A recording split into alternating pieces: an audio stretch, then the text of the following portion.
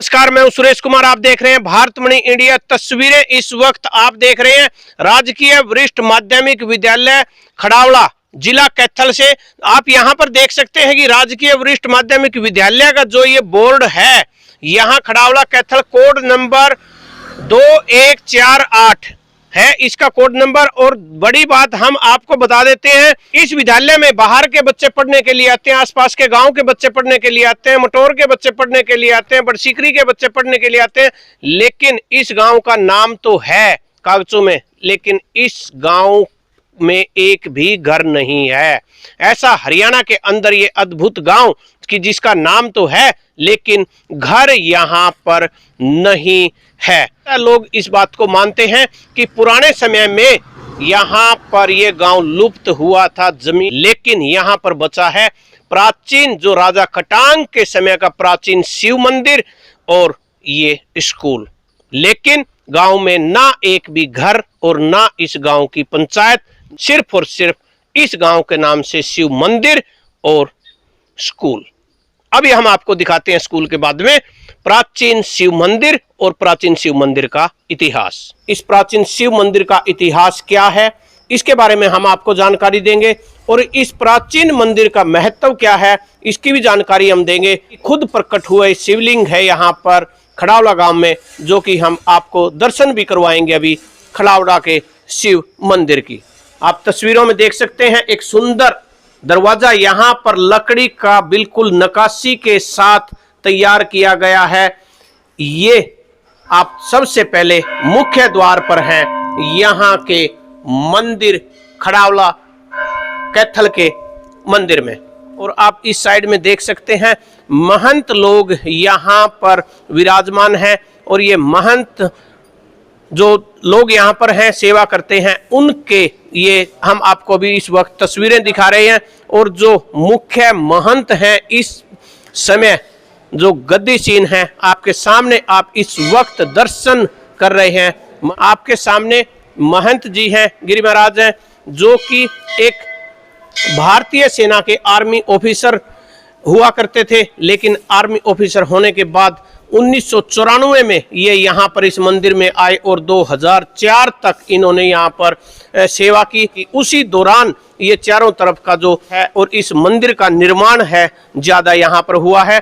मेरे दाहिने तरफ आप देख सकते हैं ये प्राचीन जो बरगद का पेड़ है, इसके ऊपर आपको दिखाई देंगे कि धागे बंधे हुए हैं। और इन बंधे हुए धागों का कारण भी हम आपको बताते हैं, जो कि यहाँ पर बताया गया है पुजारी जी के द्वारा कि ये धागे जो भी यहाँ पर मन्नत मांगने के लिए आते हैं तो वो यहाँ पर धागे बांधे जाते हैं।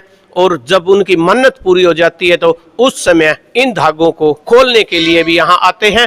सबसे प्राचीन धूना की आप तस्वीरें देख रहे हैं, सबसे प्राचीन धूना यहाँ पर है। मैं ईश्वर दत्त जी से निवेदन करूंगा कि वो नजदीक से दिखाएं जरा जो प्राचीन धूना है, क्योंकि जो भी मंदिर होते हैं मंदिरों में धूनों की काफी महत्व होता है और धूनों का ही महत्व मंदिर में सबसे ज्यादा होता है। तो प्राचीन शिव मंदिर का जो सबसे प्राचीन धूना है वो इस वक्त आप दर्शन कर रहे हैं। ये देखिए प्राचीन शिव मंदिर में हम इस वक्त प्रवेश कर रहे हैं। और शिव मंदिर के सामने सबसे पहले आप दर्शन करते हैं तो नंदी महाराज के यहाँ पर दर्शन होते हैं, जो कि पीतल की धातु से यहाँ पर बनाई गई है। और लोग, जैसा कि मान्यता है कि नंदी के कान में लोग अपनी मन्नत पूरी करवाने के लिए कुछ बोलते हैं और उनकी मन्नत पूरी होती है। लेकिन अभी आपको हम दर्शन करवाते हैं जो मुख्य प्राचीन शिव मंदिर है। आपके सामने बिल्कुल ही है वो प्राचीन शिवलिंग, जो कि जमीन से इसकी उत्पत्ति हुई और खुद ही बाहर आए। आज तक इसका ये नहीं पता चल पाया है कि ये कितना नीचे तक है और कितने साइज में है। ये आप देख सकते हैं प्राचीन शिव मंदिर खड़ावड़ा से। पंडित गोपाल जी हमारे साथ जुड़ चुके हैं। तो गोपाल जी, हम आपसे जानना चाहते हैं जो ये प्राचीन शिव मंदिर है इसका क्या इतिहास है और ये कब से चला हुआ और कौन कौन राजा इससे जुड़े हुए थे, तो इसका पूरा विस्तार पूर्वक जानकारी बताएं प्लीज। खटवांगेश्वर महादेव की जय। जैसा कि पूर्व से ज्ञात है, राजा खटवांग अयोध्या के में राज्य करते थे और भगवान भोलेनाथ के दर्शनों के लिए कुरुक्षेत्र भूमि में यहाँ पे आए। कुरुक्षेत्र भूमि में यहाँ पे आए तो उन्होंने बड़ी आराधना की, भगवान की आराधना करते करते उनके मन में एक दिन ऐसा विचार आया, प्रभु कैसे प्राप्त होंगे, प्रभु को प्राप्त करने का सबसे बड़ा क्या कार्य है, क्योंकि जो दूसरों का परमार्थ करते हैं वही प्रभु को प्राप्त कर सकते हैं। जो संत होते हैं और जो राजा होते हैं वही अपना जीवन दूसरों के लिए लगाते हैं। इसी भावना से देवता और दैत्य में परस्पर युद्ध हुआ और देवताओं की सहायता के लिए राजा खटवांग देवताओं की तरफ से युद्ध में सम्मिलित हुए और देवताओं को जैसे ही विजय प्राप्त हुई उसके बाद नारद मुनि जी से भेंट हुई। नारद मुनि जी से कहने लगे, हे प्रभु आप कैसे हैं? नारद मुनि जी तो सब कुछ जानने वाले हैं, त्रिकाल के ज्ञाता हैं। नारद जी ने कहा आपका जो समय है वो आयु बहुत कम रह रही है, आप भगवान की आराधना करें, आप क्या चाहते हैं वरदान मांगिए।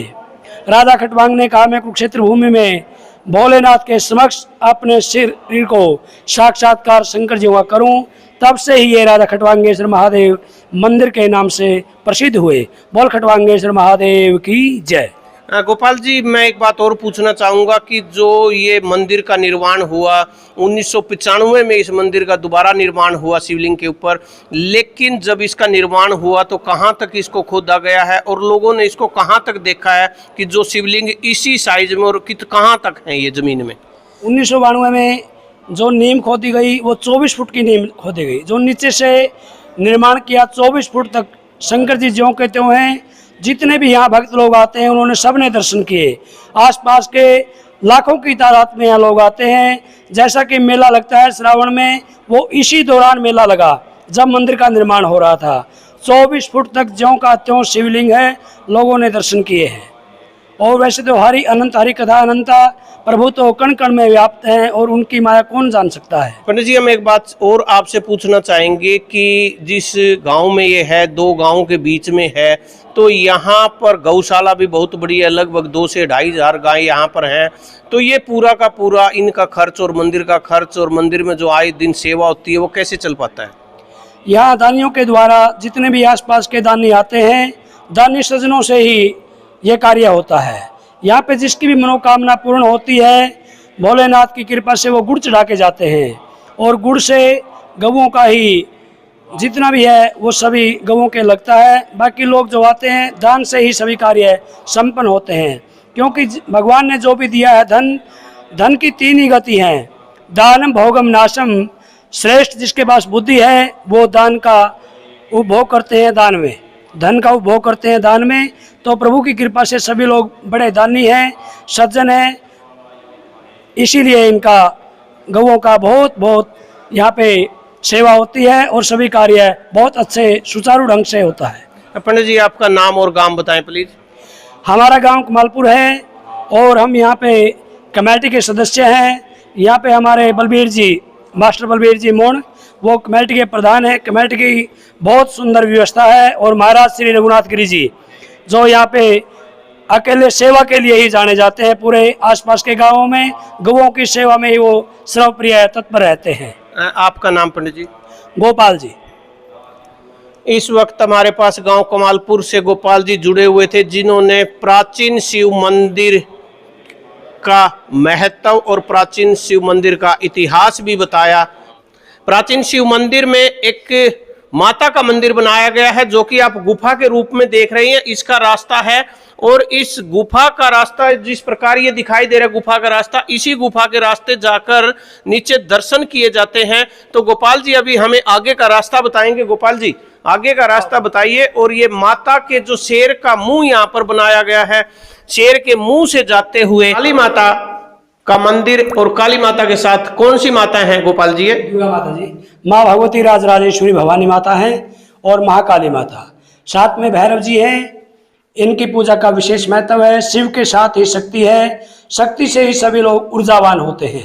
इस तरफ बाहर आने पर आप देख सकते हैं कि यहाँ यज्ञशाला का, इस मंदिर में कितनी सुंदर यज्ञशाला। जब भी कोई यज्ञ होता है, हवन होता है, तो हवन कुंड यहाँ पर बनाए गए हैं और ये यज्ञशाला के दर्शन आप अभी कर पा रहे हैं इस वक्त। गोपाल जी, जो ये यज्ञशाला है, ये इसका क्या महत्व है, कब इसमें पूजा होती है? यहाँ पे अनुष्ठान चलते रहते हैं। बड़े महाराज जी मंत श्री पुरुषोत्तम गिरी जी ने यहाँ पे अतिरुद्र यज्ञ करवाया, सहस्त्र चंडी यज्ञ करवाया, नवचंडी यज्ञ कराया, हरि हरि यज्ञ किया। यहाँ पे यज्ञ परस्पर चलते रहते हैं। हर श्रावण और फाल्गुन के मेले में यहाँ पे चारों तरफ हवन होते रहते हैं। हवन से ही संपूर्ण वातावरण शुद्ध होता है। जैसा कि अभी हमारे पहले यहाँ कोविड की जो बीमारी आई, उसमें मंत्र की तरफ से, पूर्ण कमेटी की तरफ से यहाँ पे हर रोज यज्ञ होता था और यज्ञ से ही वातावरण शुद्ध होता है। यहाँ कोई धर्मशाला वगैरह का भी प्रबंध है, जो लोग दूर से आते हैं उनके रुकने के लिए? हाँ जी, यहाँ पे बहुत सुंदर व्यवस्था है। एसी रूम भी हैं और ठहरने के लिए अनेकानेक प्रकार की व्यवस्थाएं हैं। यहाँ पे हमारे यहाँ भंडारी बहुत बढ़िया है और सभी व्यवस्था मंदिर की कमेटी बहुत सावधानी पूर्वक कर रही है। बहुत बहुत धन्यवाद गोपाल जी। गोपाल जी के द्वारा इस प्राचीन शिव मंदिर का महत्व बताया गया और सूर्य वंश के राजा खटवांग से जुड़ी हुई है इस मंदिर की यादें, और खटवांग से जुड़ा हुआ है, राजा खटवांग से जुड़ा हुआ है इसका इतिहास। मंत जी, जो ये यहाँ पर शिव मंदिर में जो धाम है, ये किन का है, किस समाज के साधुओं का है? ओम नमो नारायण। पहले मेरे सभी साधु भाइयों को, दर्शकों को, गुरु भाई गुरु बहनों सबको नमो नारायण। ये जो मंदिर है हमारे शिव मंदिर है और ये हमारे गिरी परिवार का है, जूना अखाड़ा 13 मंडी का, जो हमारे दादा गुरु हैं पुरुषोत्तम गिरी महाराज, जिन्होंने इस मंदिर की सारी व्यवस्था करी, जिन्होंने इस मंदिर का उद्धार किया। इस सब मंदिर में जो भी व्यवस्था करी शुरुआत सिर्फ उनसे ही हुई है, जो हमारे दादा गुरु पुरुषोत्तम गिरी महाराज हैं। यहाँ पे प्रतिदिन रुद्राभिषेक होते रहते हैं भोलेनाथ के, जो साक्षात हमारे यहाँ पे महादेव हैं। यहाँ पे मनोकामनाएं पूरी होती हैं और जो हमारे साधु भाई हैं, सन्यासी हैं, जितने महंत हैं, सभी यहाँ पे सेवा पे रहते हैं। हमारे गुरु स्थान है और इस स्थान पे एक ऐसा है कि यहाँ पे जरूरी नहीं जो गृहस्थ है या जो आम समाज से आ रहे हैं वही यहाँ सेवा करते हैं। जो हम साधु संत हैं, भगमा वेक है, वो भी हम यहाँ पे सेवा पे रहते हैं, क्योंकि हमारे बड़े बुजुर्ग आदरणीय गुरुओं का स्थान है। तो ओम नमो नारायण। मेरा नाम रघुनाथ गिरी है। मैं रामगिरी जी का शिष्य हूँ। हमारे ताया गुरु हुए पुरुषोत्तम गिरी जी। इस वक्त शिव मंदिर के महंत जी हमारे साथ जुड़े हैं, तो हम बातचीत करते हैं महंत जी से। महंत जी, जो यहाँ शिव मंदिर की और क्या विशेषता है, क्या क्या होता है यहाँ पर, और शिव मंदिर की तरफ से क्या सहायता की जाती है गरीब लोगों की? 36 बिरादरी में कोई भी गरीब की लड़की की शादी हो, उनको मैं 11 सूट और जो हमारा शक्ति दक्षिणा दे देता हूँ। और भोजन वगैरह यहाँ व्यवस्था कैसी है? भोजन आप कर लो, पता चल जाएगा व्यवस्था कैसी है, अच्छा है कि माड़ा है। हमने कर लिया मन जी, बहुत अच्छा है। ये हमेशा चलता है? सब दिन चलता है जी, दोनों टाइम। इस वक्त मन जी हमारे साथ जुड़े थे, जिन्होंने बताया कि शिव मंदिर में भगवान भोलेनाथ की कृपा है कि यहाँ पर भोजन की व्यवस्था भी हमेशा तैयार रहती है और गरीब कन्या चाहे किसी भी जाति समुदाय से हो, उनके लिए 11 सूट और यथासंभव यथाशक्ति भोलेनाथ की कृपा से दान दक्षिणा भी दी जाती है। बाकी सभी समाचारों के लिए देखते रहिए भारतमणि इंडिया। जय हिंद, जय भारत।